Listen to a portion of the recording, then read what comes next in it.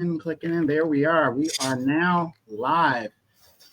All right, everybody. Welcome, welcome, welcome. My name is Donovan Saadiq. I am known locally as the Inland Empire Informer. You guys know who I am. People avoid me and whatever, whatever. And you know what? We need watchdog people to keep a lot of these politicians honest. And we have a young man that has joined the show. He is running for District 3 council person in the city of Moreno Valley. He's currently sitting as a Moreno Valley planning commissioner, longtime resident of Moreno Valley, fellow Air Force veteran, and I'm very happy a lot of veterans are stepping up in this country to put this country back on track. So I'm very happy about that. He's a fellow Air Force veteran and longtime Moreno Valley resident, which I think is very, very important. And he has decided to step up and serve the 3rd district, who has been lacking in a representative for a few months now, thanks to Dave Marquez resigning. And we think it's very important that people have to have representation when it comes down to city politics and city resources. If you don't have that representation, you are at the whims of the other council members who are going to take all those resources, if they can, and divert it to their district. So I'm very happy to have him on here. Again, if you guys have any questions, comments, please go to his page. Please go to his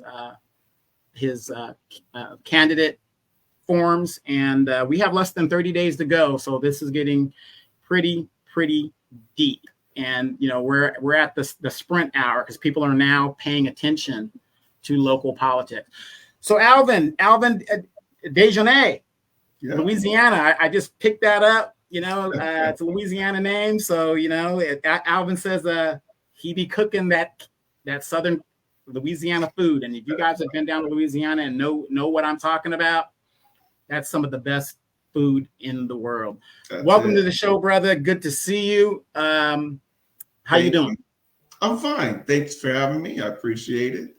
I'm doing great. Happy to be here. All right. I know you probably heard some bad stuff about me, but hey, I mean, I always tell people, you got to decide for yourself. And I say this to people who come on the show. They've heard my reputation, and it's not as bad as people would think, because if I attacked everybody and dragged everybody down, nobody would come on the show. So again, that's a misnomer. So if you're a candidate out there and you want to, get out there and get your message out there, I'm always willing to, Republican, Democrat, I don't care. I'm always willing to sit down and have a great conversation like we're about to have today. So Alvin, man, I gave you that quick intro. Tell us a little bit about yourself right now. Where are you standing? Well, you mentioned a couple of things.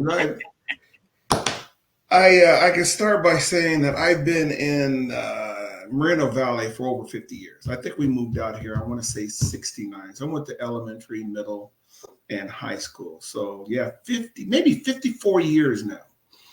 And I don't think anybody running can say that. About me, I'm a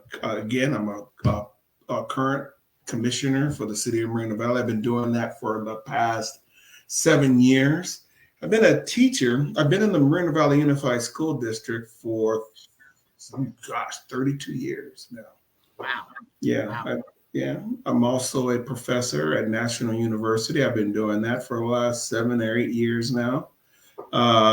Let's see, what else? I'm a military veteran. I was in the Air Force, stationed overseas in Holland, 32nd Tactical Fighter Squadron. You know what's going on right there.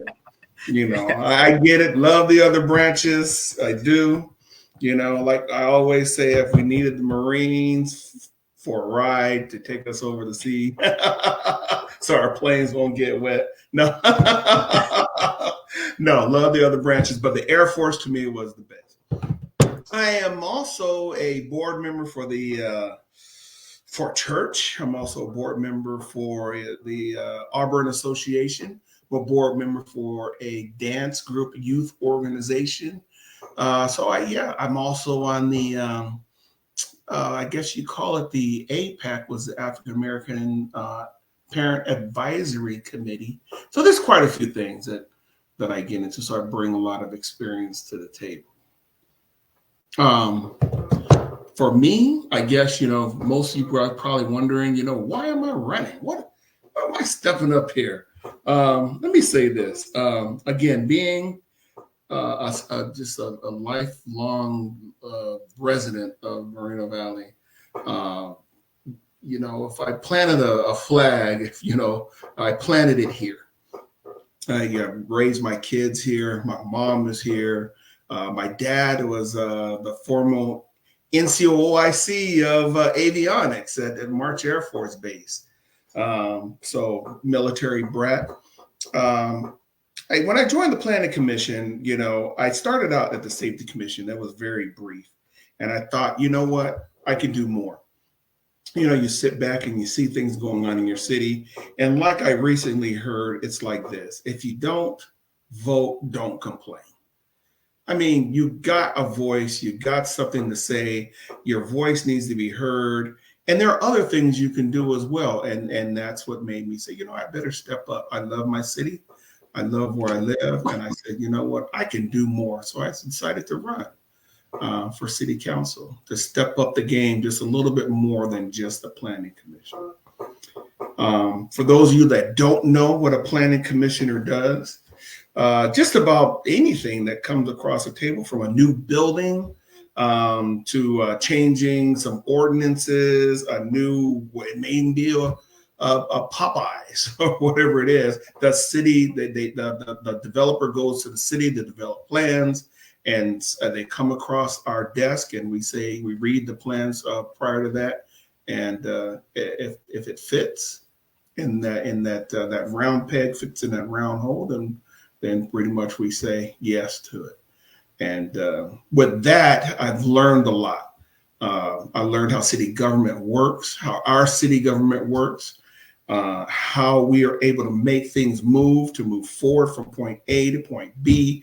And of course, with all the contacts that I've made over the 50 years and being in the school districts 30 some odd years and everywhere else. I mean, I could tell you so many other committees that I've been involved. I thought let me bring this love of the city and this experience that I have with me, the connections that I have with me, and let's just make this thing move. So that's who I am, basically. All right. I mean, I like it. I'm going to say this. You've been here a long time, but you sure don't look it. There's a saying that black don't crack. I don't necessarily agree with that, because I've seen some cracking in some folks, depending on how you live it. But you look great. You don't look that old. So I've been here since '77. So I have nothing on you. So 77. Yeah, that's when we came into the area. And my family came into the area. Remember when the bombers? There used to be B-52D models over there. Oh yeah. The engine runs and all that smoke coming. Yeah, all that smoke coming from the engine runs. Yeah, I remember the 2 crashes too. I remember that. Absolutely. So, as a planning commissioner, and I'm glad you kind of explained the difference between that, because we have different planning commission boards and stuff like that. But to me, the second most powerful board is the planning commission, up under the city council itself, because like you said, you guys approve a lot of things, and sometimes you guys deny a lot of things. I previously put in my request for a strip club in my backyard. Couldn't get it. This was not in the zoning area for me. So you can't. Yeah, I'm just going to on that one. But those are the type of things that they approve and they zone. The planning commission has been around for a very, very long time, in the inception of the city. And one thing that I am very passionate about, and I think that we have to upgrade, is the stipend that the planning commissioners get. Now, we've upgraded the city council people, no problem, but everybody forgets about the planning commissioners. And you guys get a little stipend, and it's really nothing. It's basically from what it had started from, the inception of it. And the reason I say that we have to address that very, very quickly too, is because when you have good people that are on that commission, not saying it's about money. For a lot of people, it isn't about the money. But the point is, you will have more stability when you have a decent stipend, and people, more people would be more interested in participating in that. So I know you're a sitting planning commissioner right now, but would you agree that because let's say you move on to the next step and you're going to the council. Would you be in favor of upgrading the stipend for the commissioners on the planning commission? Well, being a city commissioner, I don't want to say that I would say yes just because I'm there. Right. I would say yes because the position is very important. There are some decisions that planning commissioners make that never go to the city council. So if we're making a decision on the development that's coming into the city, we're the last stop in some areas. And that is just as important as if the city council were to agree. Now, in general, the planning commission is supposed to be an advisory board to the city council. However, it's like I said, in our meetings, if anybody's gone to it, you'll see that they'll say, this is the final decision, this is done. So when we read those packets, we have to be able to draw quality people in order to be able to make those very, very important decisions that affect our city.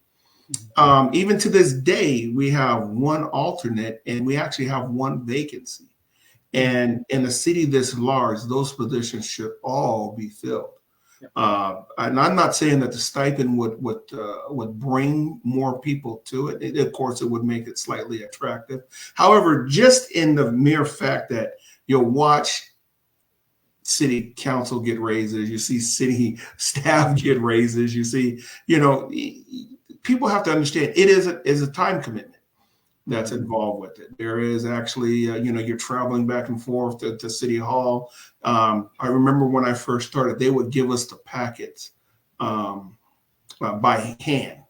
And we would get this FedEx package to our house, and it's 2,000 pages long. And right. You'd have to read that packet in order to get some type of real educated information about the decision that you're about to make that week. And that takes a long time. And not nowhere near associated with the stipend that is associated with being a planning commissioner. And I wouldn't say even that. I would just say just for the mere fact that after time has gone by, we shouldn't be dropped by the wayside and be one of the not even a consideration for a stipend increase. So absolutely. Yeah, absolutely. Like I said, I think it's long overdue. It's kind of ridiculous that you guys are still at the level that it initially was introduced. There's a lot of things going on in the city. As you know, we had a WLC war back in the day about the WLC. The WLC's here. Pretty much the city is built out. Now, I know there's some information that you can't really talk about as a sitting commissioner, but in regards to warehousing, my question to you is the warehouses are here, regardless if you like them or not. According to the original city plan, where I live in Edgemont was where the warehouses were originally supposed to be. Next to the interstate, next to the airport, the airbase, whatever the deal is, basic logistics. Right. But the problem we're having, the warehouses are here. The problem that we're having is we have trucks running all over the city and all these other things of that nature. If you are the District 3 council member, and I remember doing we could control the traffic. We're going to do this. We're going to do that. As we see, that is not happening. We do not have any truck stops. We do not have any infrastructure to support the warehouses. What is your mantra or your idea to make this warehouse city successful? I mean, if we don't have the infrastructure, we're just adding more problems on top of problems. We're putting the cart before the horse. Well, there's so many things that you can do. Like for instance, there's a development impact fee that is associated with warehousing and large projects like that. That's a one-time fee.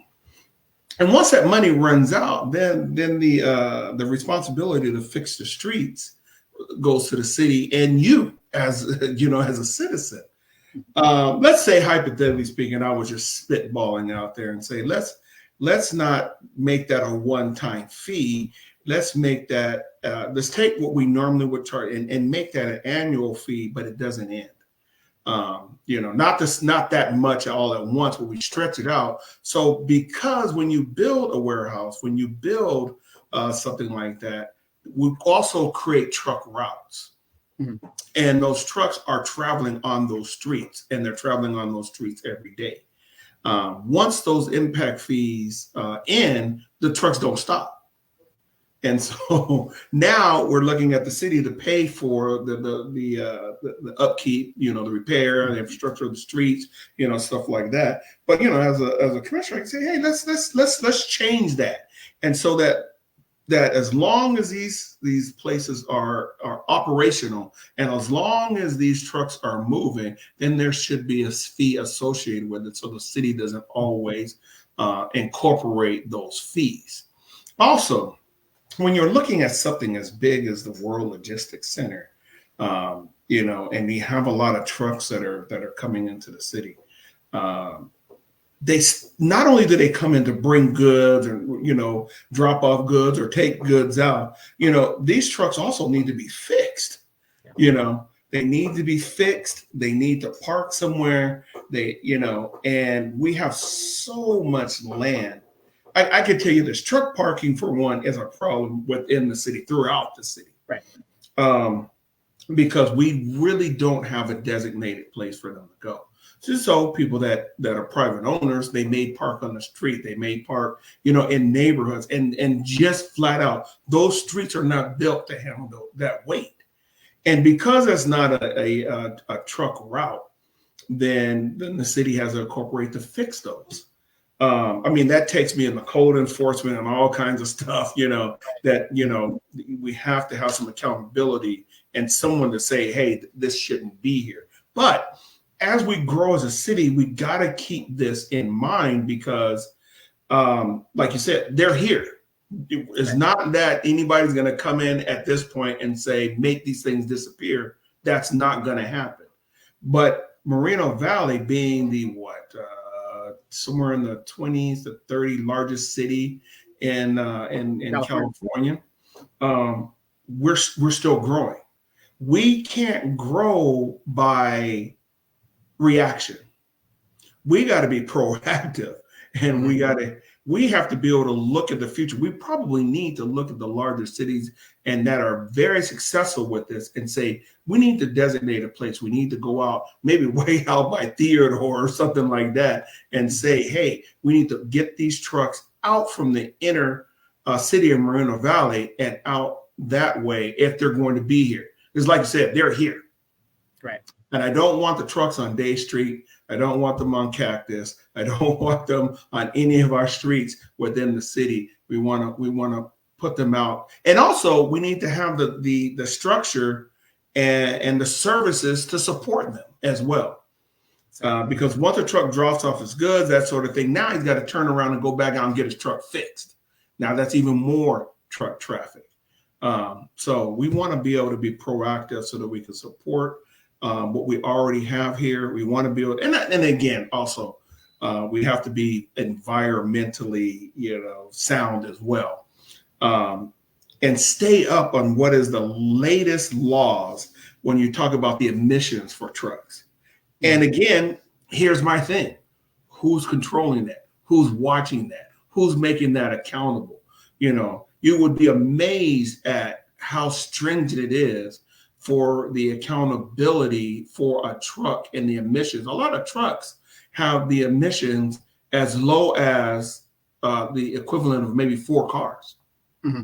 So 1 car is 4. So, and that brings me into something else. Right. Listen, people would get upset because there's trucks on the street. Okay, fine. So you get this amount of truck traffic, but then if you build a 370 apartment complex, and right. Then you count all the cars, you could also equate that to truck traffic, right? As far as the emissions are concerned. But folks don't tend to complain about that.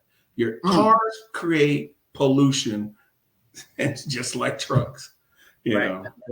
And then the volume of them, the sheer volume.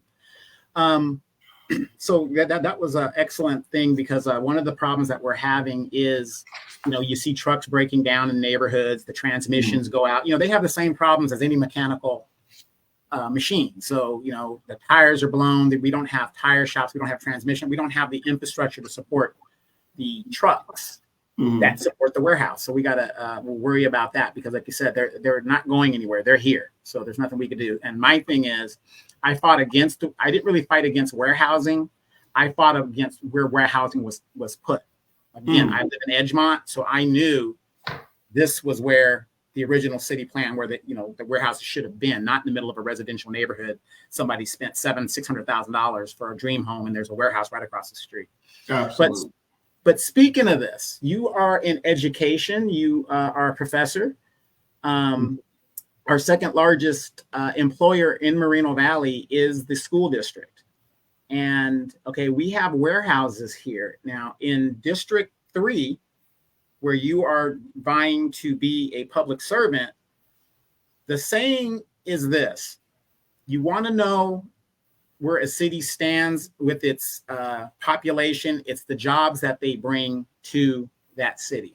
We have a lot of warehouses. Now, you're an educator, so I'm going to hit you a little bit using your education background as well as what you know as a commissioner.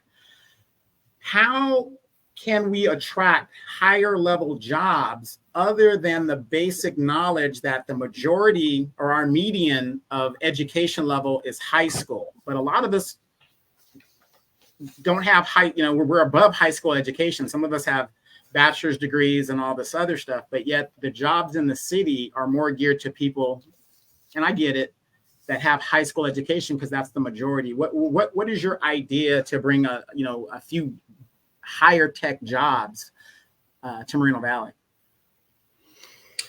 Well, that's an interesting one because, being in education for so long, I have, anybody could be anything that they choose to be. And that's just the flat out truth. Of course, I'm a proponent of higher education, college, and I'm always pushing for that. Because with the higher education, of course, comes a higher salary. And what a lot of young people don't understand, I'm always pushing that. With that also comes retirement. They're so young, they don't think about retirement. Did we at that age? Really gonna live forever. Right. But when you start talking about bringing higher education into or being able to get the job, it all starts with our infrastructure. If we're not working on our infrastructure and the roads are bad and you have I would say a concentration of poverty, then businesses don't want to come here. And so if we clean up our streets, if we make sure that it's safe here in Moreno Valley, then business will say, hey, I can go there and have a reasonable assurance that I'm not going to get robbed every other week. And so now I can bring a high-end place there where I know that I have high-end products or where I have a high-end job. And with that being said, they know that that's high-end money there, but I'm not going to get robbed every day. And that goes with public safety.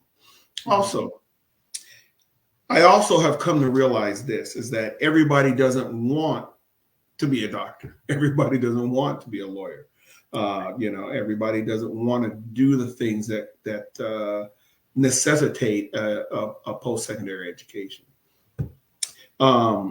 With that being said, me as a city council member, one of the things I'd really like to see, like I do see with the carpenters, is that top-down connection with businesses and the colleges.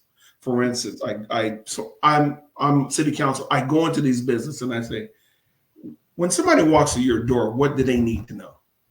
Well, they need to know mathematics. They need to know this. They need to do this. And also, if they can get specialized training in this, this, and this, then they can walk into this job and they can get a decent job here.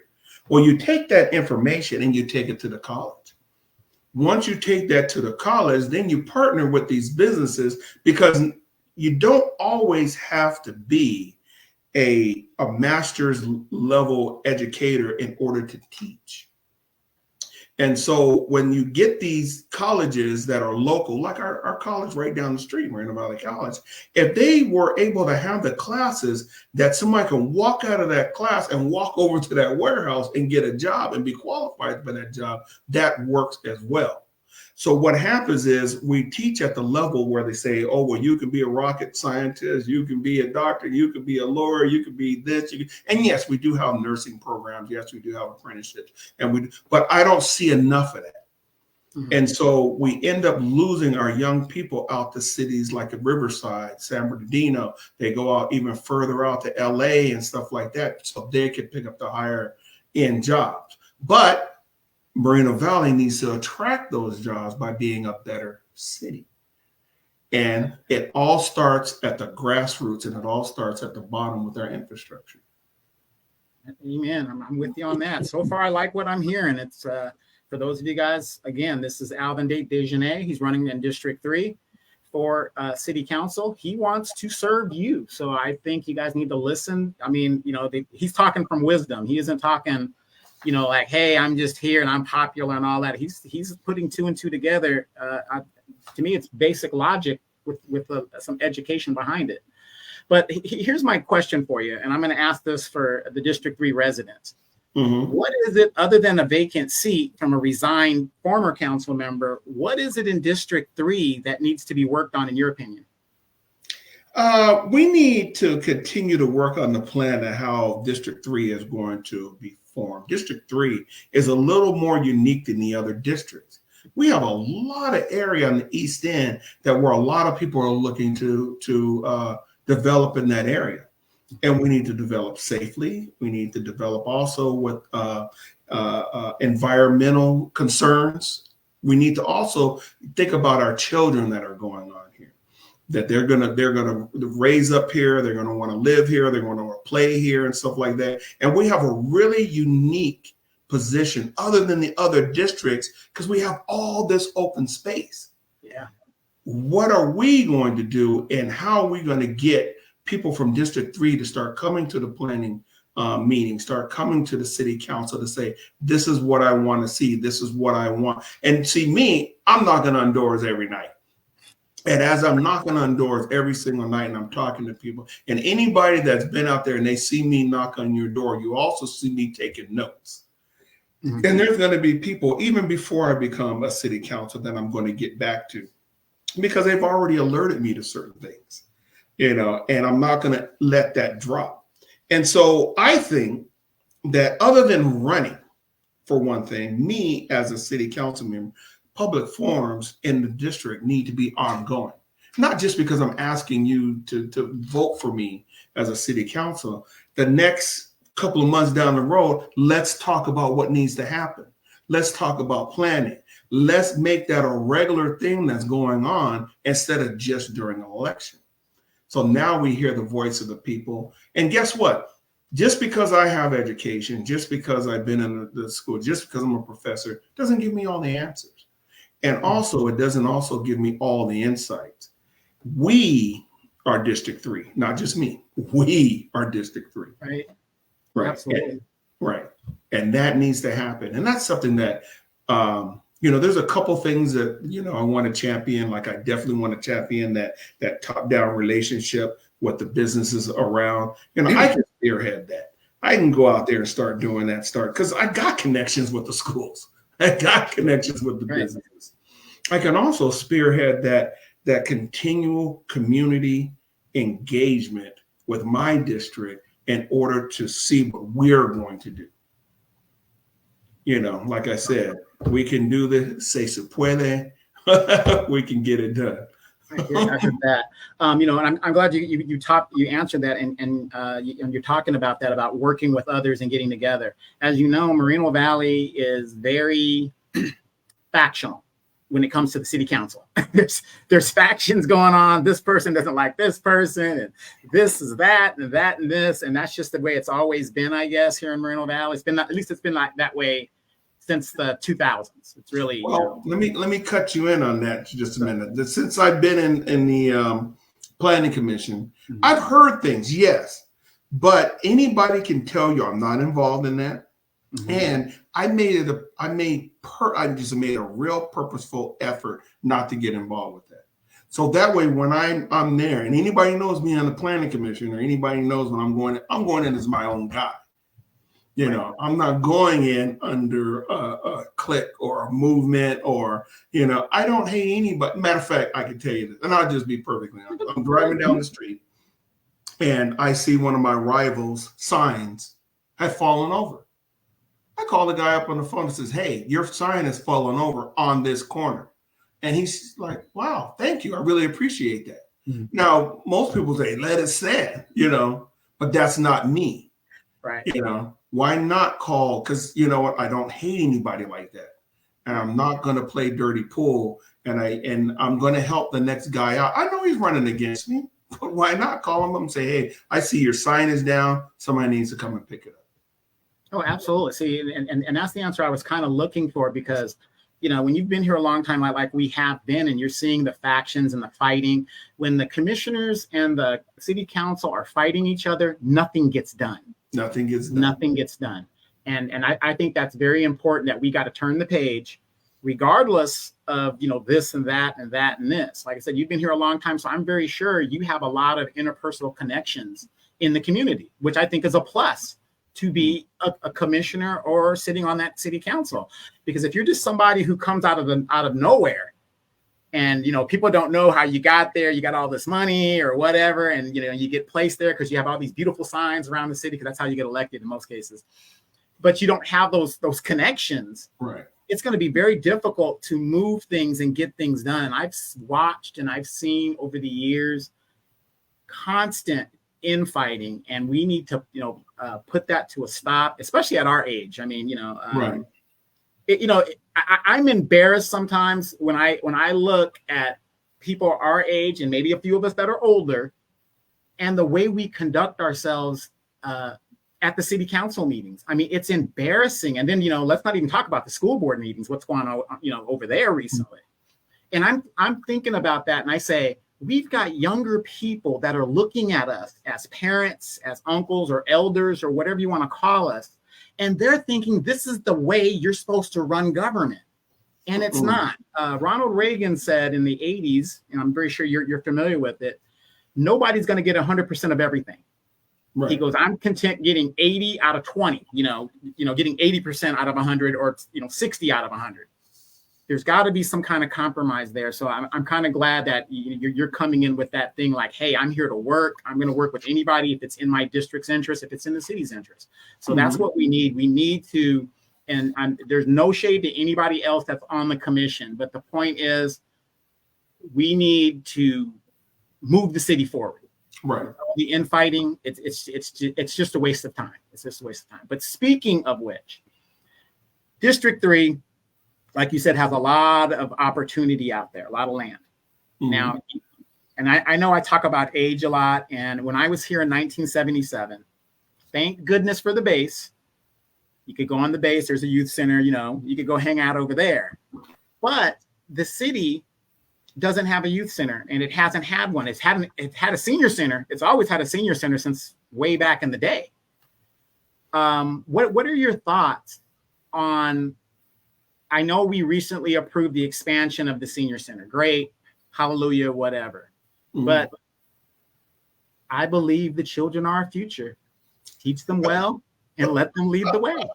Right? So, you know, if we believe that song and all that other stuff, I personally believe we do not put enough money and emphasis in our youth. We've got roving gangs of youth that are vandalizing, that have nothing to do. And yet, you know, I'm a retiree myself. I don't need any money or extra things that I need, but we seem to keep catering to people who can really cater to themselves, and we don't do anything for the youth. So, you know, you've been here for a long time too. So what is your stance on, I think it's long overdue for a youth center. I think so too. You know, be it a joint elderly youth, something, but the youth needs something. Well, growing up on March Air Force Base, we did have the youth center. Yeah, we had the youth center. And the youth center was, I cannot tell you how instrumental that was in me being able to stand flat-footed and say, I had a wonderful childhood. Right. I really did. People don't know how long. I'm sorry if I'm digressing, but No, back you're when I fine. was younger, Moreno Valley was that place where our parents would let us walk. I walked from Yep. Day Street to Yep. March Air Force Base Yep. to go to the youth center because they had dances. That's right. And when I got back, my mom didn't have to lock the door. We could just go in. So we went with a group of friends. We went to the youth center. We went to dances. We went there to do arts and crafts and that sort of thing. Now, there was another place right on Frederick where the golf course is. Right. Yeah. Okay. When I was younger, I don't think it was called the youth center, but it was a place where we would gather after school. Right. You play basketball there and little things We like played that. basketball. We shot pool. We played foosball. Yeah. And I think the city is missing that gathering place for young people to go. Now, of course, nowadays people say, it's going to have to be, securities. Yes, okay, that's fine. That's fine. But yes, we do need that. We have grown so much, and I don't think we need just one. Right. Yeah. I mean, we could use one for the younger kids. And we could put an age limit on that, not more than 12, and then you can have one that's 12 and up. But I think even with our senior citizens center, one of the things that I do see is this. I mean, I'm just telling you, the growth that your kid will get by being able to socialize, be able to go to arts and craft, be able to do things with other students or their kids in that off time is just phenomenal. And it's telling them, I like being in this city. The other thing is this: we have the opportunity with senior citizens and veterans that we could even combine those. Right. Imagine what a child will learn just sitting and listening to someone that's 80, 90 years old and the stories that they would tell and the things that they would learn. And sometimes our senior citizens, they want to pass on that knowledge and they want to talk to somebody. Some of our veterans have wonderful things to pass on to our youth. And not only could we have a youth center and a veteran center and an elderly center, we could put some of those together. Exactly. On certain shared days. Resources, right? Right. And you would just imagine the wealth of knowledge that would spread from that. Well, the funny thing is that you bring that up because I think it's very important. Like right now in aviation, that the baby boomer mechanics are retiring. They're out of it, right? But remember some of those things as a mechanic that wasn't in the book, but you learned from experience and apprenticeship that wasn't in the book, but it worked. And as these people are moving on in their careers and moving on, those skills are being lost. So you're absolutely right that we, the benefit of knowing, these, how could you be born in I was born in 2000, but I know how to do a turncoat, such and such a tie, whatever. How'd you learn that? Oh, Mr. So-and-so taught me how to do that. I think it would be so beneficial to do that. But also in education, and I, you're in education right now. One of the things I hear from the youth is, especially here in Edgemont, we got roving gangs of youth that are graffitiing and just they have nothing to do. They just walking around, and I give them grace because again, it isn't their fault. They don't have a place to go. But when I ask them, especially when they're teenagers, about a job, they say, well, I'm putting in applications, but they won't hire me because I'm not bilingual. Now, in the city, we give free ESL instruction to anybody that comes from another country, whatever, that wants to learn English. Our tax dollars pay for it. It's available. But our own citizens, youth people, and I hear what they're saying because our population is majority Latin, Hispanic now.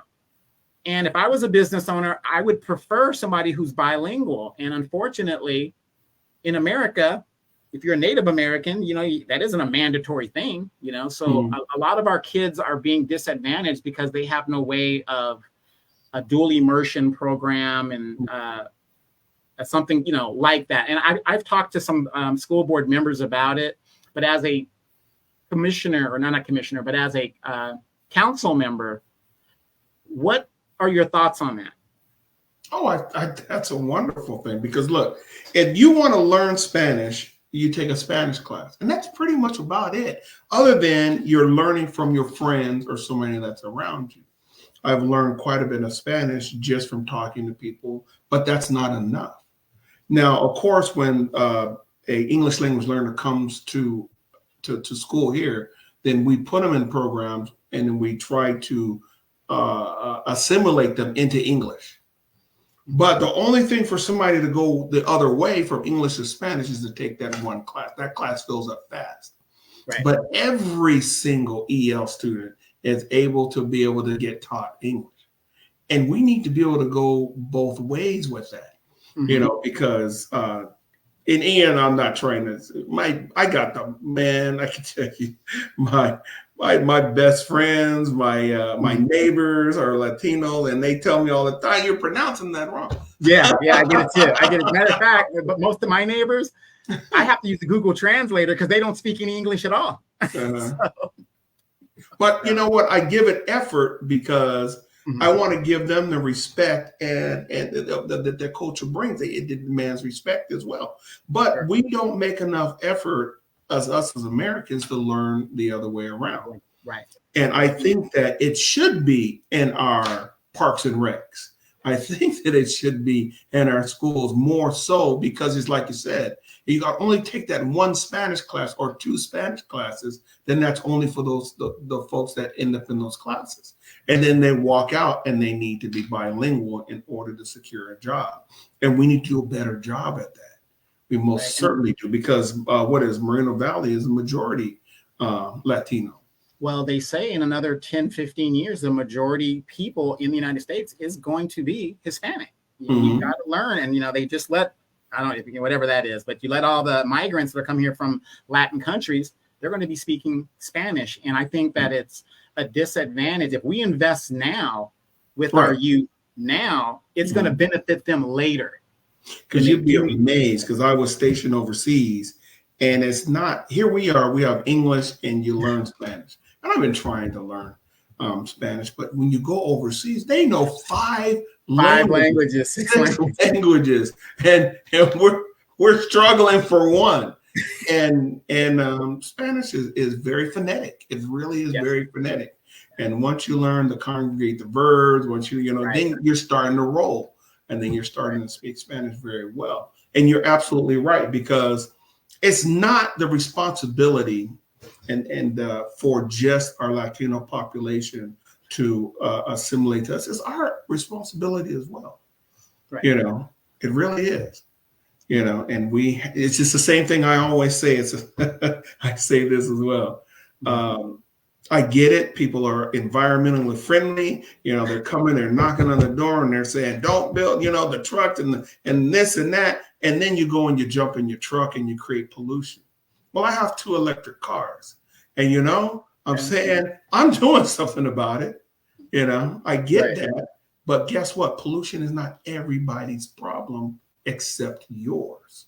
You still get your F-150, you still get your tractor, you still get everything else, but you're telling everybody else that the environment is their responsibility. Okay, fine.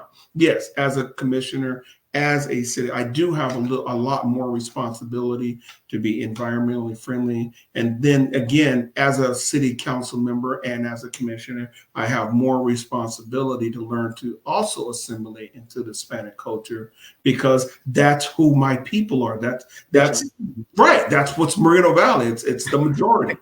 I'll never stop being African American. Of course. That's just the bottom line. But I cannot, without any real conscience, say that that's all I'm going to be and not serve the Hispanic population as well. I have to. Absolutely. Right. Absolutely. I'm going to combine these 2 questions together. The biggest issue that we have right now, especially in California, it's a free-for-all when it comes to crime and public safety is a big issue in California. I mean, we see what's going on in Oakland. We see what's going on in Frisco. We see what's going on in LA. What is your idea could you give us some idea of your stance on public safety and to what are you going to do in Moreno Valley? Because as we know, Moreno Valley, we're on a contract, which is great. It's great to have that contract. You get all the resources you need. But let's face it, we don't have for 210,000 people in the second biggest city in Riverside County, we don't have a lot of police officers on the ground at any given time. So what is your stance on public safety, your idea on public safety? Again, that's the biggest one of my standpoints for running for city council. And I'm going to go back just a little bit. Of course, I work in the schools, and I work with what we call our RSOs, school resource SROs, school resource officers every day. And working from time to time as a vice principal designee, we have to be involved in investigations. And of course, there's some students that do some things that they shouldn't do, but that puts us in the investigation mode and working with the police. And I use that as a point to start this with, because sometimes if we do have to have police involvement, there's something that's called a file number. Every single time a police officer shows up, they're gonna pull a file number. Starts with Moreno Valley and the date, and then at the very end, there's a number at the end, and it'll say something like 235 or one. That's the amount of events that they've had that day. And so sometimes in the morning time, we make that call and it's like, wait a second, you're already at 210, for the day, and I'm going, wow, that's a lot, so our police are spread very, very thin. And of course, as you know, when they're being dispatched, there is a hierarchy.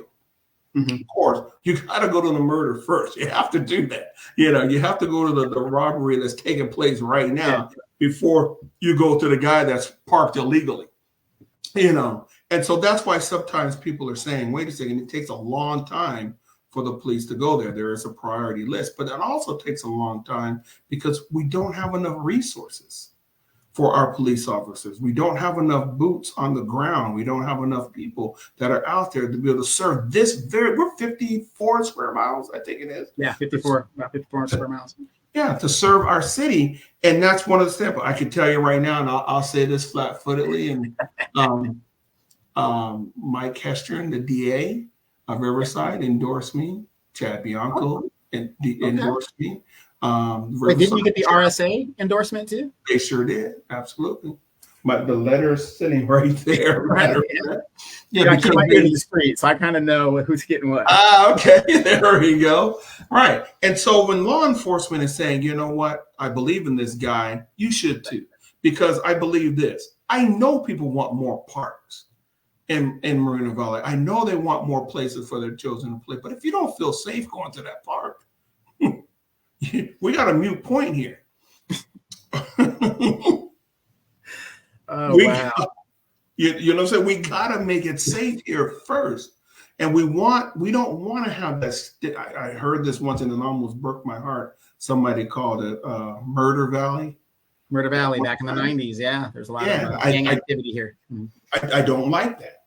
I don't like that at all, because I grew up here and I grew up with a great childhood, and I grew up here safe. We rode our bikes all up and down the street, and I know it's just the product of the sign of the times where you don't see a lot of children playing outside and stuff like that. And I get it, but I guarantee you a lot of that has to do with safety. The way people drive on the streets, it's dangerous. You hear about this robbery or that robbery is dangerous. If we can make a transparency and a great relationship between our citizens and the police department and give them what they need, then guess what? We'll start to see the safety in Moreno Valley come back.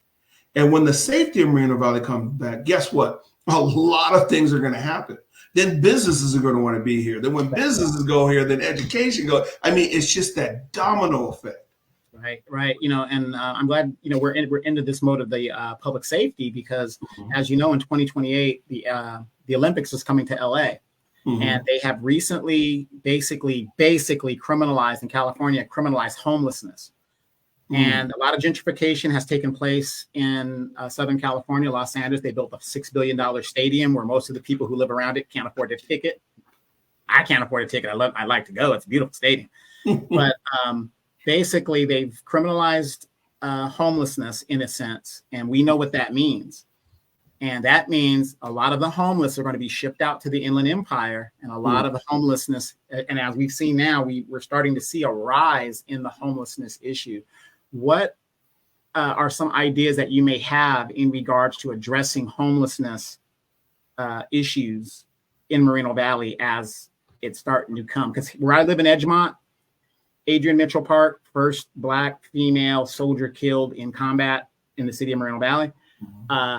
We have homeless encampments over there, but it's Edgemont, so nobody really cares, right? But we don't have an issue because, again, I patrol that area myself. So it isn't an issue of them doing anything wrong. It's just the idea we have a lot of homeless. So as more homeless is going to be shifted as they're trying to clean LA out, they're going to come to the Inland Empire, and we have to be ready as a city of what our plan is going to be to deal with the homeless. One of the first things is people have to understand that being homeless is not a criminal act. It really is not. Exactly. The criminal act is California greed. That's the criminal act. And again, I do this with kids all the time. I mean, think about it. Let's take a person that makes $80,000 a year. By the time you get that $80,000 a year back home, you're probably making, I think $80,000 a year equates to about $46. Yeah, it's about half. Yeah, it's that. Yeah, well, $46 an hour, and then you're getting about $4,000 a month. Well, think about it. The average apartment, $500. You've already killed half of that person's money. And then when you start paying for a car, and then you start paying for all the bills that are associated with, from cable all the way down to entertainment and grocery, this person doesn't have any money anymore. And that's an $80,000 job. And California's not seeing this. They're just not seeing it. So you take a regular person, now they're making 50 grand, which would have been a really good job then. They can't afford to live. And it doesn't make them a criminal. It means that they can't afford to live. Now, take that in this next segment here, is everybody doesn't have a mom and a dad, an uncle, a sister. They don't. I can remember stories where I've had students come up to me, and we have a large percentage of foster cares and stuff like that. And even sometimes talking about that kind of breaks my heart. But the student came to me and says, "Hey, they're crying." I said, "What's wrong?" "Well, I got an A." Okay, now I'm shocked. What do you mean you got an A? Well, today is Friday, and everybody else gets visitation. And I says, "Okay, well, you got to share that." And she goes, "I don't have anybody. My mom didn't have a brother or sister. My dad didn't have a brother or sister, and they're both gone." So now everybody gets to share their successes and whatever when it's visitation day. I don't have any. I said, "You know what? I guarantee you bring that paper to me every single time, and I will make a big deal out of it." With that being said, if this school person doesn't get a job enough in order to sustain herself by herself because she has no relative, that makes her homeless. Yeah. Now that doesn't necessarily make her a criminal. Now, that's the first facet that I talk about with the homelessness. That's the greed factor. Then, of course, the other factor is mental health.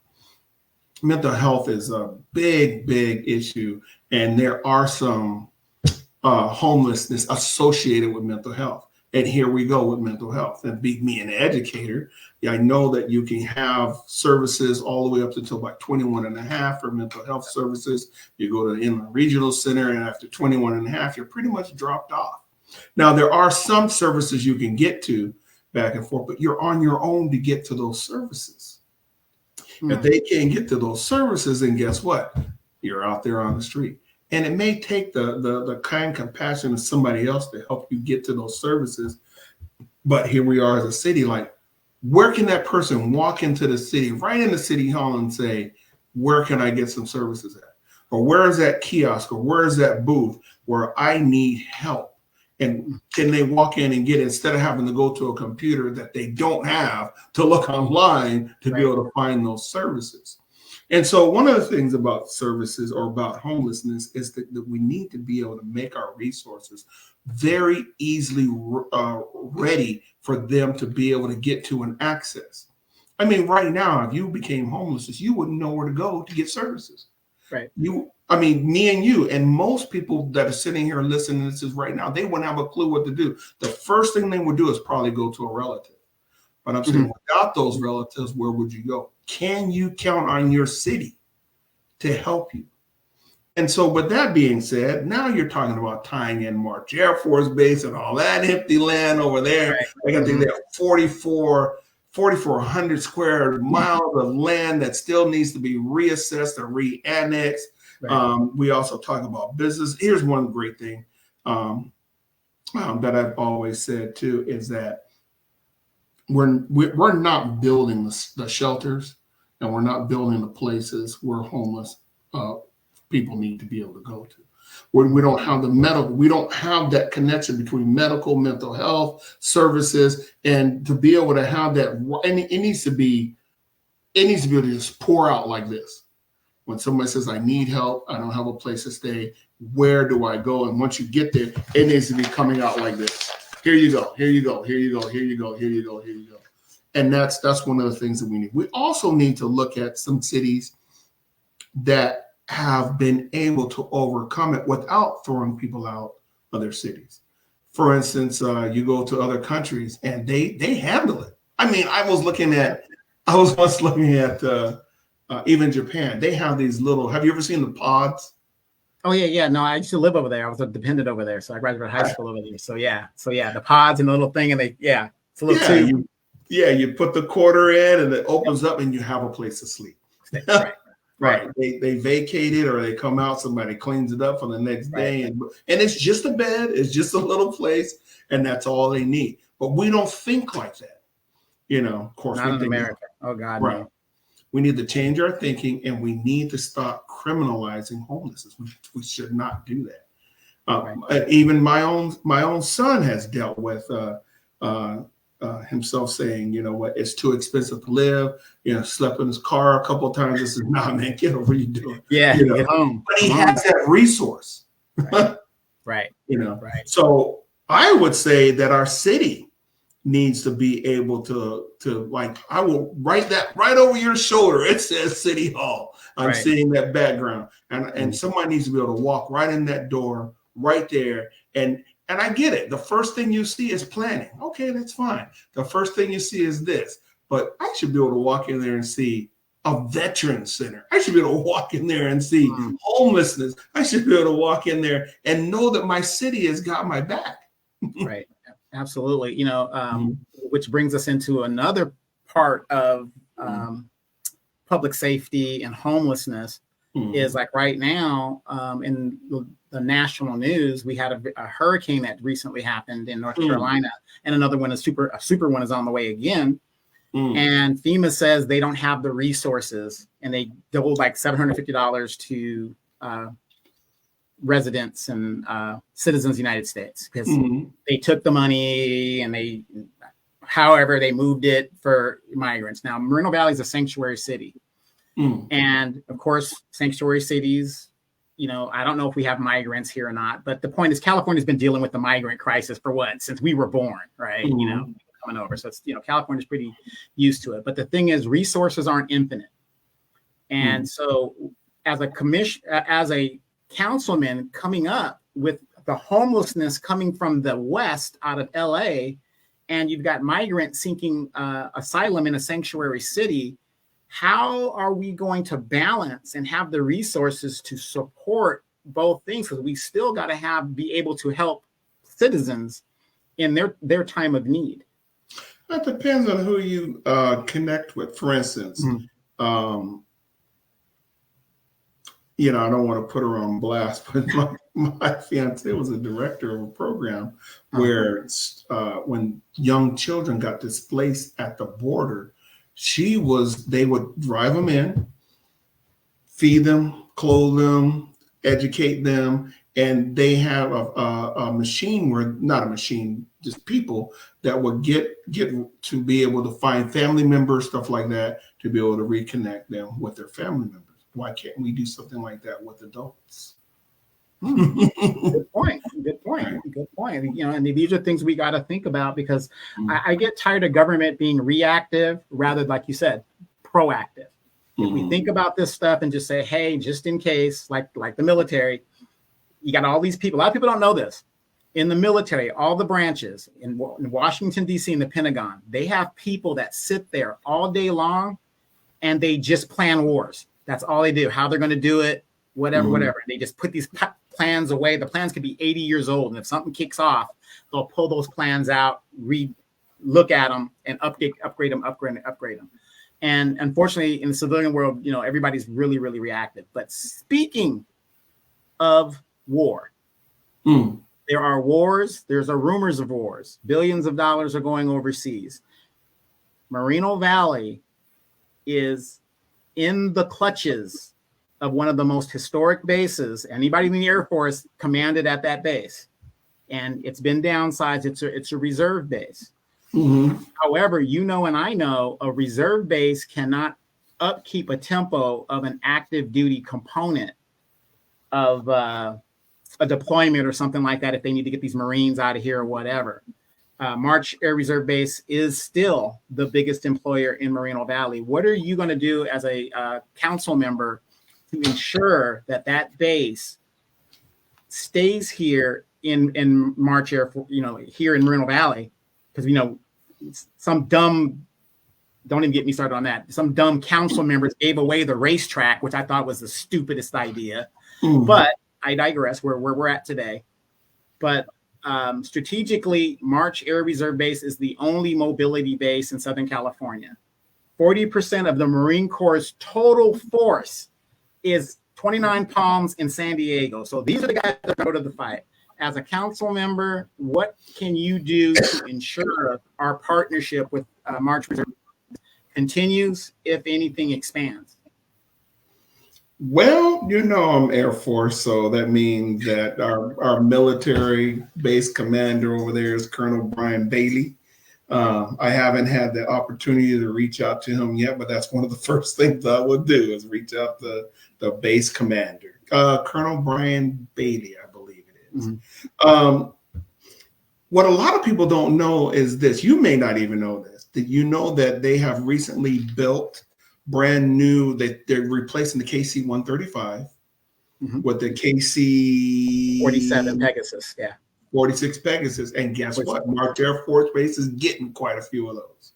Yeah, I think and that was just announced not too long ago, which still keeps March Air Force Base on the map. So March Air Force Base is not really going anywhere. What that means is that's going to come on with support personnel and training. And guess what? March Air Force Base is going to pick up a little bit more with those refueling plans, which means that now you're going to put people out in our community because they're going to have places to live. They're going to be patronizing our city. And guess what? And another thing we have to remember is that they're going to retire too. And right. Well, anyway, the other thing is this. You also have, oh gosh, I can't remember the name of these things. What was the name of that? The March Joint Powers Commission. Right. Right. I would like to be on part of that because I know that commission had two Riverside supervisors and two city council members. Right. Right. And working within that commission or that authority, that's where a lot of things came out of, like the Amazon, Kaiser, all that stuff that we were building on March Air Force Base. And by us being actively involved on that commission, that gives us stakeholders in order for us to be in that joint that commission. With March Air Force, the base commander, and that puts us in partnership with Riverside, Paris, and I think there's another city as well that's involved. Me being in the military gives me that unique, I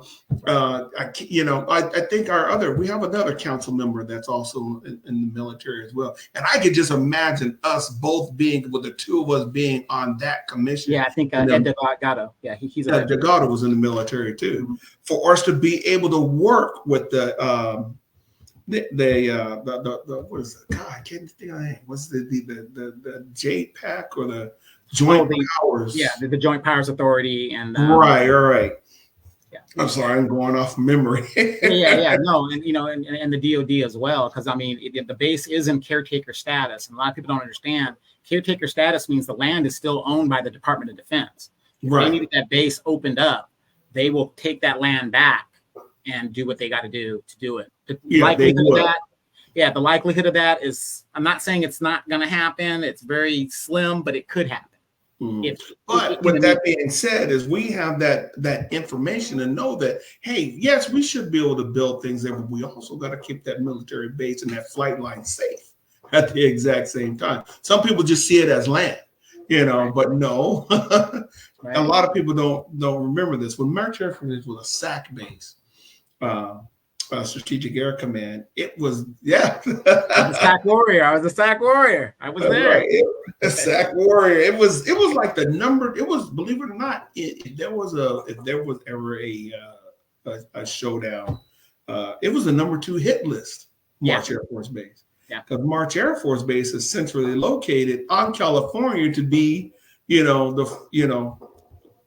one of the first defenses. Right. I think we still have 2 F-15s sitting out there. Southwest Air Defense Sector is right here at March as well. That's right. And, you got to remember Air Force history. Curtis LeMay retired over at Air Force Village West. When he died, that's when March went on the closure list. They were waiting for him. Once he left, that was it. So you have a lot of back in '96, was it? 91. He died in 91. Because I remember I was in Diego Garcia and we got the word that he had passed, because he used to come to the Chow Hall, and long story short. And I never really understood why this man with these funny brimmed glasses was getting so much hype and respect, even though he was a retiree. And they were like, that's Curtis LeMay. And I was like, oh, dang, wow, Curtis LeMay, American history. So yes, I would definitely that'd be the first thing I'd ask for. Put me on that committee.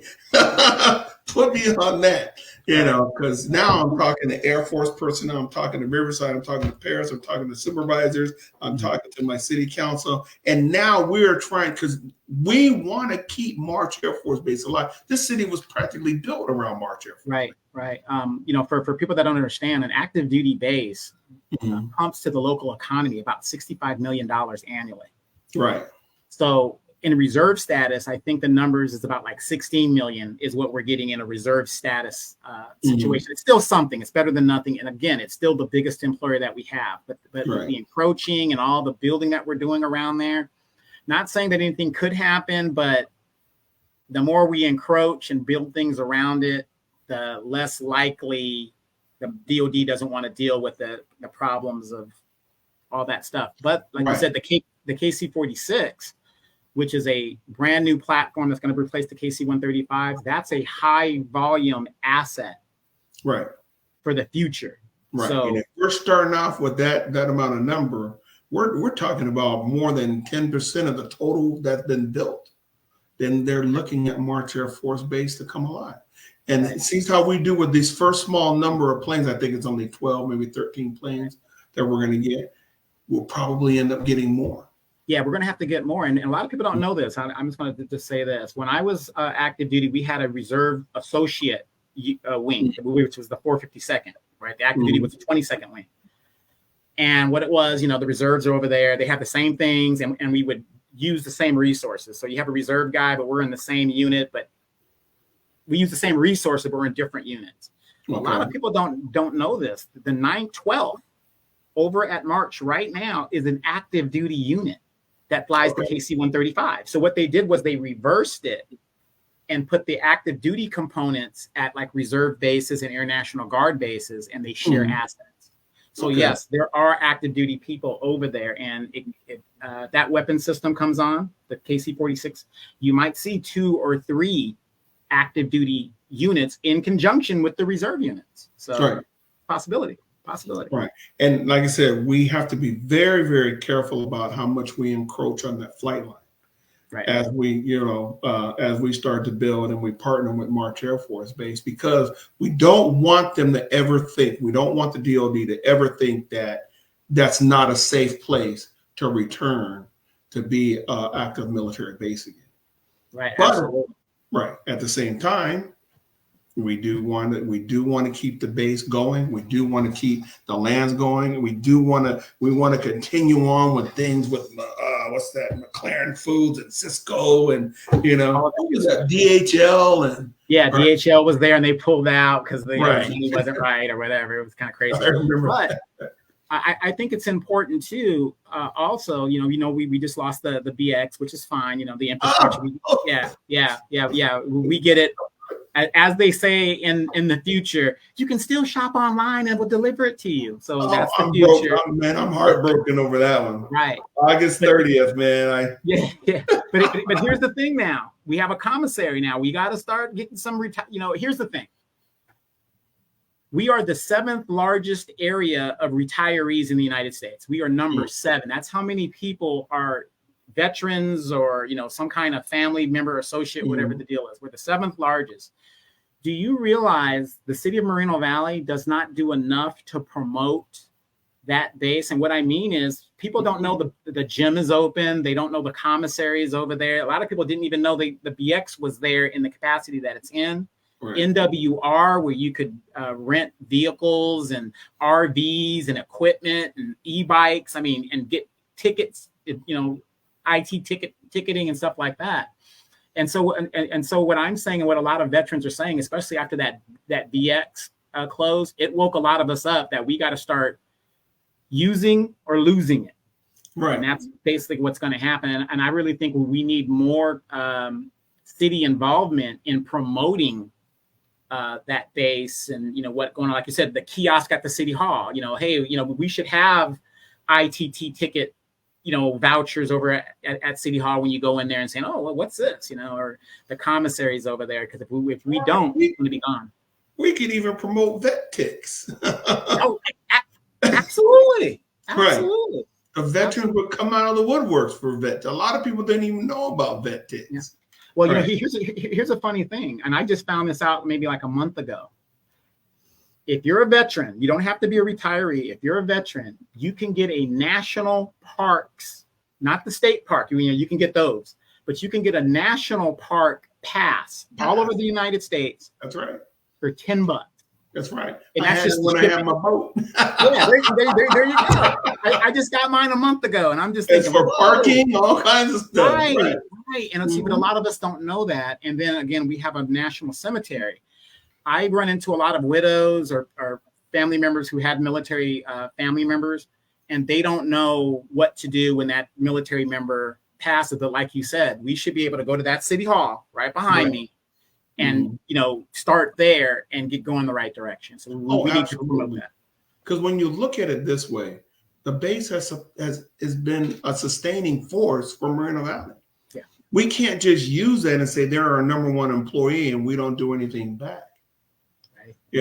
Yes, we should. And even if it's just a little turnabout or whatever it is sitting right there, a veteran should be able to walk right in there, look at that and say, I need this, I need this, I need this. And guess what? If we start partnering with retirees that want to have to do something, they could come down there and man that from time to time. Oh, absolutely. The base has it's a reserve base. Do you guys know at the base, there is a retiree affairs office? So you can go into that retirees affair office next to it's right in the same building as Pass and ID. And they can tell you everything you need to know. But the average citizen doesn't know that they can go over there and, get information if they need it. But like you said, if they could go to City Hall, that would be excellent. They don't have to go to the base. It'll be an extension of what the base is doing. And I think that we're at the point that now that we're doing these, redrafting and redesigning of March Air Force Base along with the public, I think the base could also think a little bit out of the box too, because we could have saved that BX. We really could have. Yeah. I mean, we could have got a developer to build a new one. Right. And this is because the biggest issue was the infrastructure. Yeah. Could you imagine if once a month that they open the commissary up to the public? Oh, wow. Yeah. Right. Yeah. And people would go in there and see those prices. They would make a ton of money, and they would be able to put that money right back into the infrastructure of that building. Oh, absolutely. Well, remember, they recently, within the last 10 or 15 years, opened it up to veterans. Because before, if you weren't a retiree, you couldn't even use it. You You know, and couldn't it's use like, it well, if how you are you weren't making money? military connected, right? Yeah. How could you Mhm. make money if you only got a small pool of people? So to me, it made sense. If you are a veteran, yeah, open it up and let them shop there. What's the problem? Right. So, But if you did that every now and then for the public, then they would be able to sustain that money. Because remember, AFIs and I forgot what the commissary goes. They're yeah, not. it's the Defense Commissary Agency. Yeah. Yeah, they're different agencies. Right. And when I was begging them, I'm like, wait a second, that's how I found that out. Why doesn't the BX integrate with the commissary? Oh, we're two different agencies because I didn't want my BX to close. But again, when you're talking about money and keeping up a building that's old and stuff like that, then they have to start thinking out of the box too.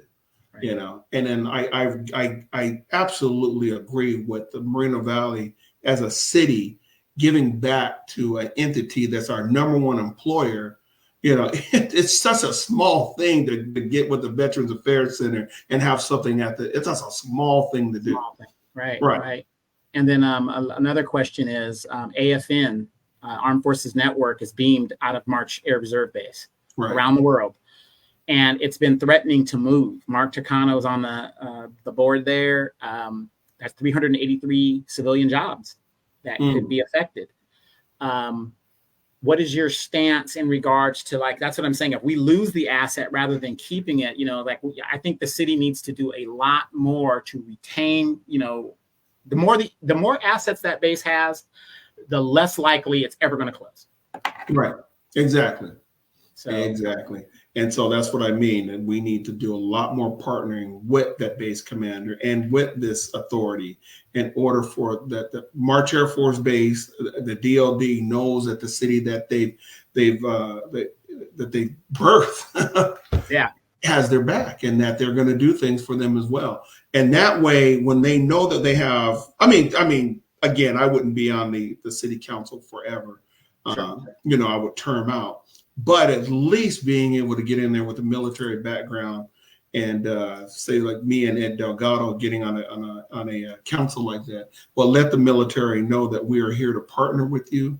We are here to be able to support you the way that you've supported us ever since you started in 1916, I think it was. Yeah, 1916 was on the base. Yeah, because over 100 years.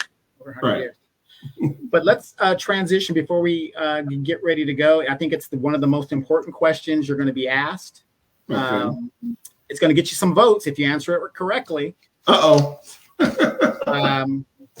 District 3 has a lot of land, and recently a lot of animals have been dumped in that area for some reason. And we have an animal shelter issue. And the issue in the animal shelter is we do have a kill shelter. Riverside doesn't have one. San Bernardino doesn't have one, but we have one. And this summer, there's been a boom of puppies and kittens in the animal shelter. And Steve Freeze does a great job, as best he can do. They're doing a lot of partnering and sharing. What can you do as a commissioner to better promote furry friendliness and less lacking of having to put these animals down because you have irresponsible owners that are breeding them? And, you know, you got a lot of people that are migrating to Moreno Valley and they come with a different mindset, if you know what I'm talking about. And, you know, they're like, oh, I don't want to, you know, spade my dog because of this, but yet you got 8 puppies you can't support and they're out there. So as a council member, what can you do? Or better yet, what's your idea of maybe helping our furry friends out there? You know what? I like what Channel 7 does. I don't know if you know what I'm talking about. Yeah, the pet of the week and stuff. What we sure do. We have planning commission meetings. We have city council meetings. Why aren't we bringing these pets to show their pretty faces off and have the pet of the week? Why, when we start these, there's so many things we can do in these meetings, and instead of just going right down the agenda like robots. We have the ability to reach out, especially in our city council and planning committees, to show the animals off. Once you see the animal, there's going to be more light, and you put the number up there and say, come and adopt Fluffy. You know, Fluffy is, you know, I think that advertising has a lot to do with it. Overcrowding, I know, and funding is one of them. I think our animal shelter just, wow, they don't have the funding that they need.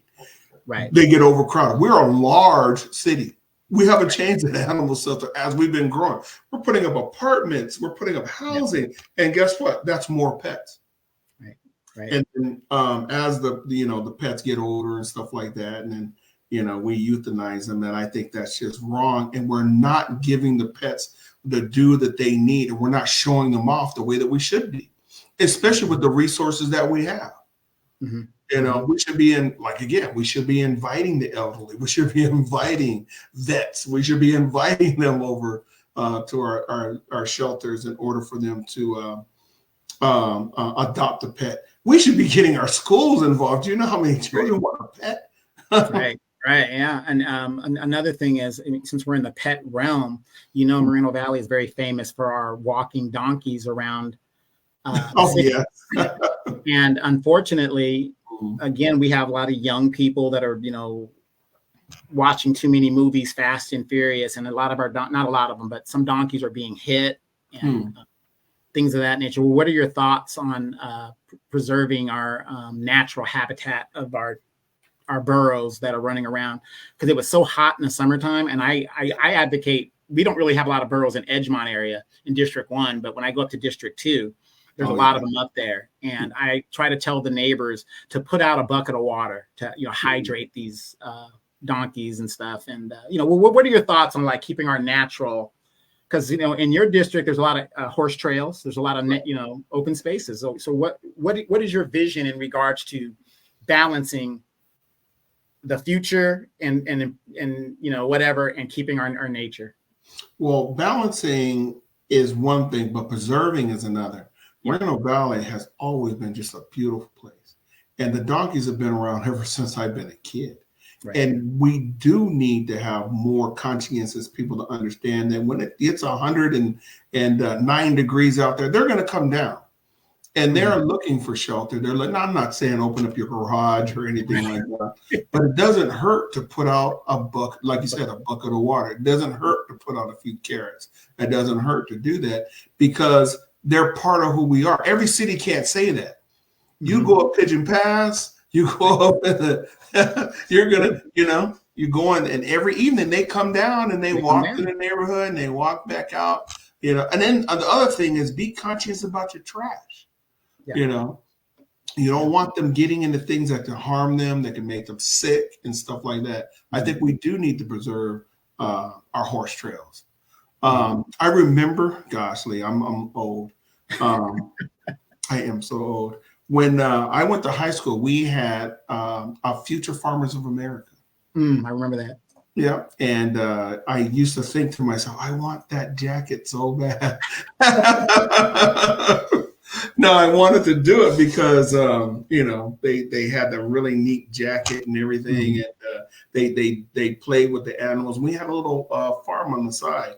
And I remember my first horseback ride, not my first horseback ride, was on March Air Force Base because they used to have the stables. Yeah, the stables. Yeah, by the library over there. All right. So why don't we have a stable?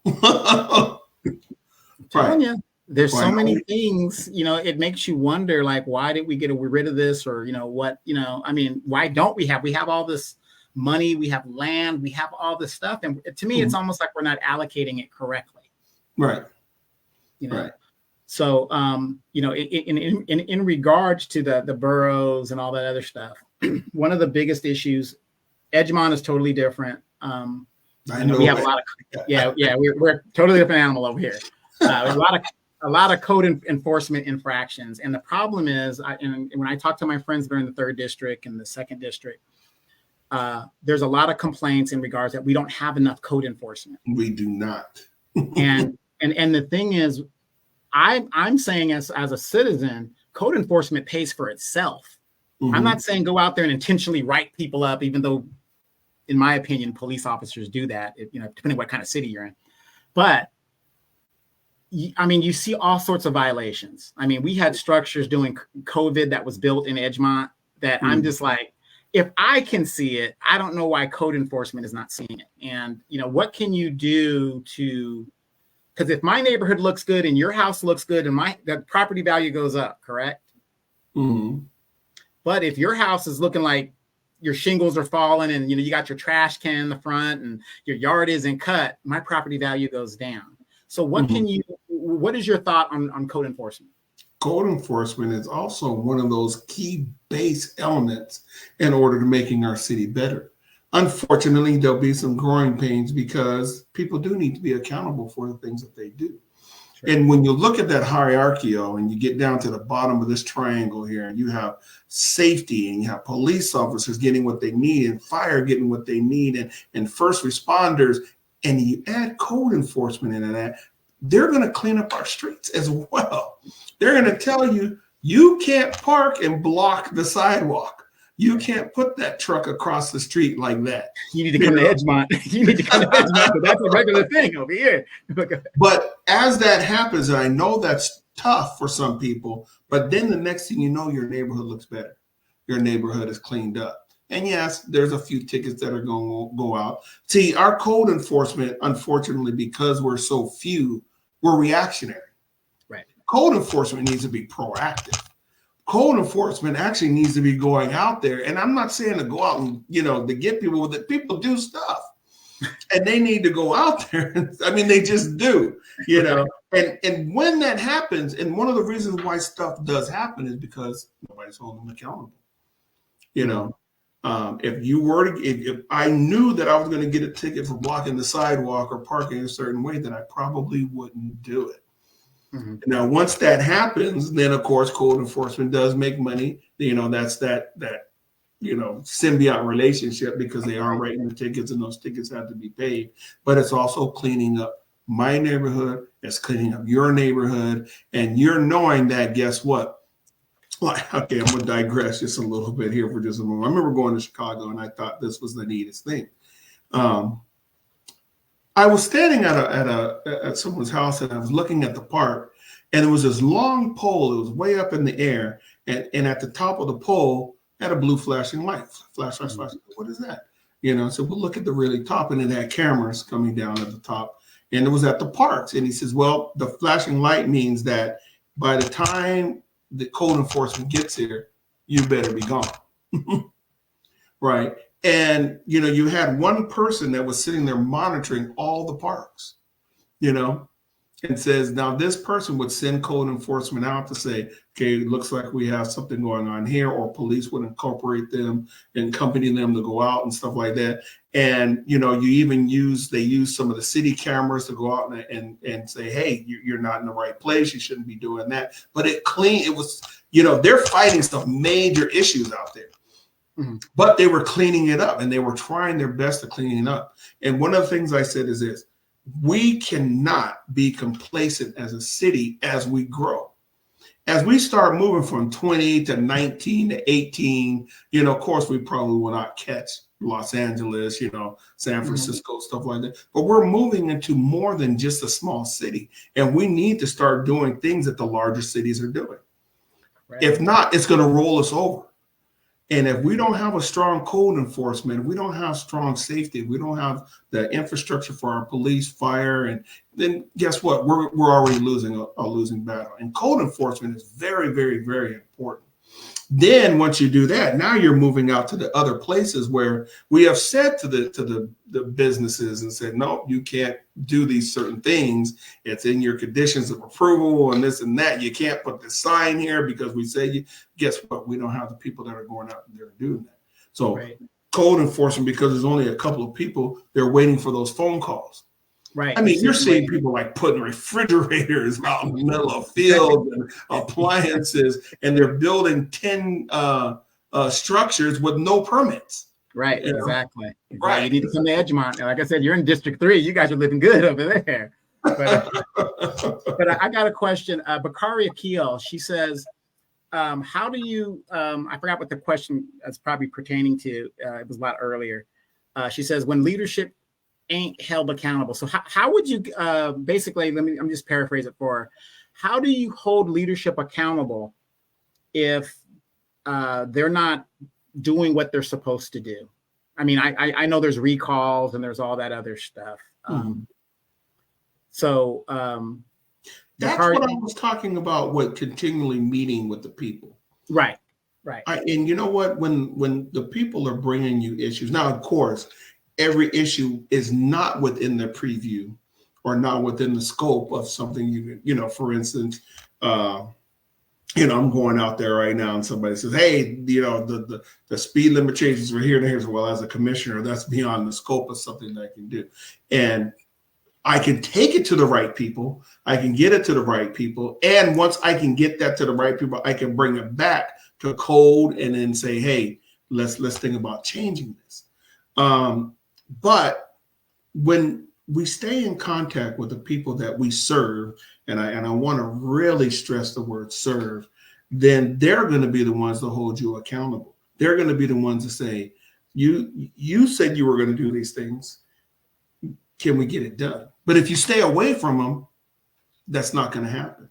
So I say that we should all be, and you know what, I tell you this, I know Ed Delgado, and I know Elena. Elena, man, she is all over it. She meets with folks. She does things. I'm like, wow. I want to get like that to be able to. Yeah, I do. That's a lot of work. Huh? She's pretty intense. She does a lot of work out here. She does. She's intense, and I said that's a good model. She's doing ride-alongs with the police. She's going. She's doing things, and I said that's how you stay connected. That's how you stay with people. And then the people they're gonna hold you to the mat. Oh yeah. I work as close as I can with Elena, so she does a really good job. But Bakari, again, I apologize, Bakari. I ain't got my lenses in, so I don't want to refract. So I'm sorry if I made a mistake there. Bakari says code enforcement is taxing the citizens, though.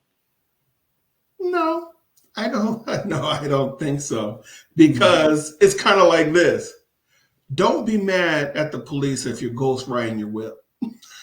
I think that's, what are they supposed to do? Drive by and clap your hands and say, hey, that was a great job? No. You look really great while you were driving with your knees while you're hanging out the car. No, you're being unsafe, And no, it's not taxing. You know the saying, if you don't start nothing, there won't be nothing. Nothing, right? That's the bottom line. If you don't park where you're not supposed to park, it won't be accountability. Right.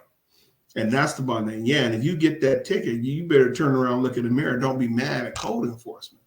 Yeah. I always tell people this, especially my son. I used to tell him, my youngest son, I used to tell him, there wasn't an ass whipping I didn't get that I didn't earn. That I didn't earn. I earned every last one of them. I mean, I just don't believe my parents are going to just discipline me because they have nothing else to do. Well, with that being said, look at you now. You're an Air Force veteran. You're running your own thing. Your parents forged you into being the man you are today. You definitely can hold somebody to the mat when you need to hold somebody to the mat, and you still have that yes sir in you because I still see it's there, right? Yeah, but it's the same thing. It's the exact same thing with the city. You know what? Unfortunately, if those tickets don't happen, then guess what? It keeps continuing, and it gets worse, and it gets worse, and it gets worse, and it gets worse. And unfortunately, as we're growing as a city, just like we're growing as a child, or we're growing as an adolescent, then we do have to steer it the right way. We absolutely do. Absolutely. All right. Well, there it is. We have come to the end. Any closing statements from Commissioner? Do you want to say anything in regards to your candidacy? Is there any place that people can see you in the future? Or, we got less than 30 days now to the election, and this is where people are literally paying attention now. So go ahead and talk to the folks. Yes, I can. I do have a web page, and you can find me on Facebook. It's Alvin for MoVal. Also, the same thing on Instagram. It is Alvin for MoVal. You can see me there as well. My mailers are coming around. It'll give you a little. And please, folks, when you see those, don't just toss them away. I'm knocking on doors every single night. And unfortunately, there are over 37,000 people in District 3 alone. And of course, I won't get to every single door. However, people have asked me questions on the webpage. You can ask questions on the webpage. I'm on that open door. I will get back to you. I'm also a planning commissioner, which means I have a city email account. You can also ask questions there as well. So what I'm saying to you is this, and again, you'll never, ever, ever hear me talk bad about anybody that's running against me. Only thing I can say is this: I am one of you. I'm that guy. I'm that kid that rolled up and down the street, golly, with the sissy bar. You know, I was the one throwing. Wait, you didn't have the banana seat, did you? Yeah, I had the banana seat with the sissy bar. And back then, we could ride with our cross 10 pump BB gun on the back as we were driving down the street, and doing things we shouldn't have been, dirt clod fights and all that stuff, and Orange Grove fights. But I grew up here. So if anybody can say, and if anybody can say that they are Moreno Valley and an M is on their heart, is me. If anybody can say that they have those connections, that they have the experiences, look at it this way. I've been in the school district, like I said, 32 years. Do the math.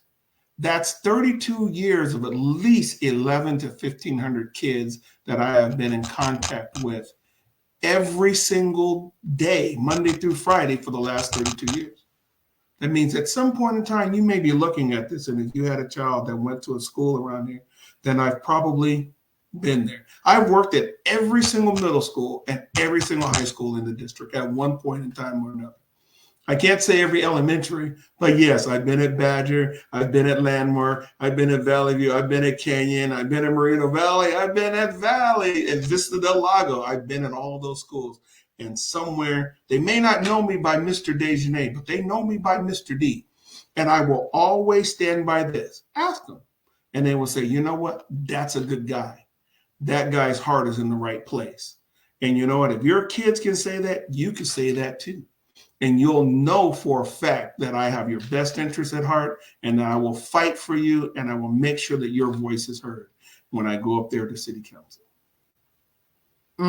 I love what I hear. I wish you the best luck. You're running in District 3. I'm in District 1.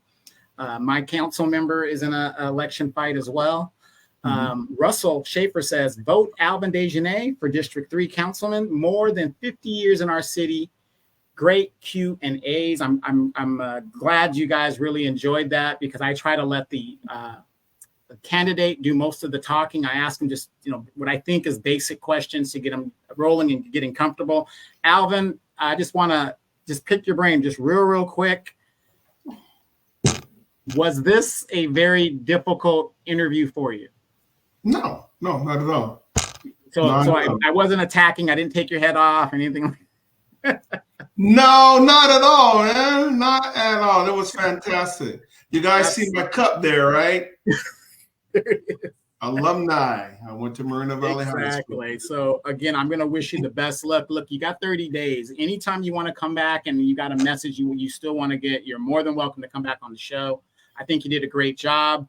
I'm going to invite your opponents if they would like to come on, but I really think it says a lot for any candidate to come on my show, because that shows me, number one, they're genuine, they're honest, and they really want to serve in Moreno Valley. Because like I said, I do have a reputation for being very, very aggressive, but anybody that knows me that's been in politics for a while will tell you, as long as you're doing the work and you stay off my radar, I have no reason to talk about you.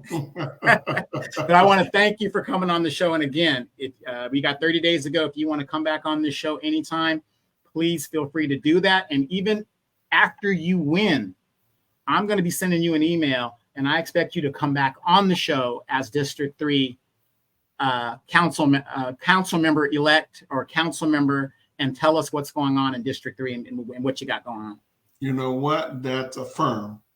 That's 5 by 5. That's going to happen. 5 by 5. You got it. All right, you guys.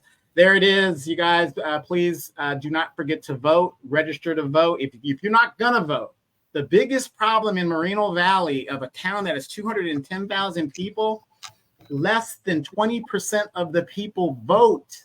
We've got to vote and have your voice be heard. I get so tired of people who complain about Alvin as a planning commissioner or this, that, and you didn't vote. Nobody's voting. So you got to get out there and vote and let your voice be heard. If again, District 3 is the last frontier for Moreno Valley. It's the last frontier, you guys. And what I mean by that is anything of the future that we're going to do in Moreno Valley has to go through District 3 because everything else is built up. So you want the right person in there. And I'm going to tell you this, and I'm just giving a little kick to you guys. He's on the planning commission already. He has the experience. He knows what a blueprint is, or what do you call those things? When they come and they talk to him and stuff, he knows what they're talking about. So that gives him a leg up on the future of the city. And like he said, he's been here for 50 years. This is Mr. Moreno Valley, one of them. There's several Mr. Moreno Valleys, but he's one of them. So again, do your homework, vote. I think Alvin is the candidate with the experience and the one that's going to move the city forward. The last frontier. Alvin, seriously, I think you should be the Captain Kirk of Moreno Valley in District 3. Okay, the final frontier, and you need to write. Say that because I'm a Trekkie. Oh, me too. Trekkie, exactly. I was rewatching Deep Space Nine before. There you go. But you need the right person, you guys, and we need the person that has the experience. He's an educator. He's a longtime resident. Alvin could have left here years ago. I could have left years ago. But no, we've decided to stay, and he's going to stay here, and he's going to see it forward. There's a lot of future in District 3. That is where our next frontier is. Command. There you go. One of my ringtones is the teleporter. The teleporter ringtone. So again, thank you guys. Please like, share, subscribe. Do not forget to go to Alvin for Moreno Valley. Go to his Facebook page, his Instagram. I'm going to share this stuff. And again, any of District 3 candidates want to come on the show, you're more than welcome to do so. We would love to have you. You guys, thank you guys for tuning in. It's been great. Alvin, congratulations to you. Thank you for what you've done already being a planning commissioner. And I do think it is time, because you've been a planning commissioner for, I think, a couple of cycles now. 7 years. About 7 years. Yeah, I think it's time. The last 2.